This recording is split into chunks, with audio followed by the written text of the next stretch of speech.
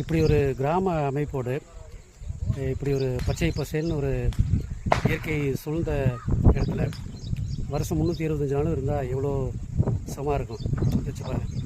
முன்னாடி ஆடு, அதுக்கு பின்னாடி அப்படியே பார்த்திங்கன்னா அங்கே ஆடு மாடுகள் எல்லாமே மேய்ஞ்சிட்ருக்கு.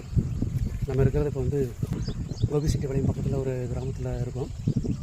வருடம் முழுவதும் இதே மாதிரியான ஒரு இயற்கை அமைப்போடு நம்ம வந்து ஒரு சுகாதாரமான காற்று, சுத்தமான தண்ணீர், இந்த மாதிரியான ஒரு அமைப்பில் நம்ம வந்து இருந்தோம் அப்படின்னு எப்படி இருக்குன்னு வச்சு பாருங்கள். கிராமம் இன்றைக்குமே பசுமை தாங்க. கிராம வாழ்க்கையை அனுபவிக்கிறது நிச்சயமாக கொடுத்து வச்சுருக்கணும்.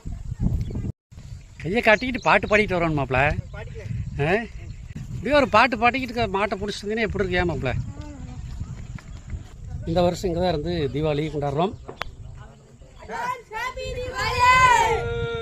தீபாவளி நல்வாழ்த்துக்கள்.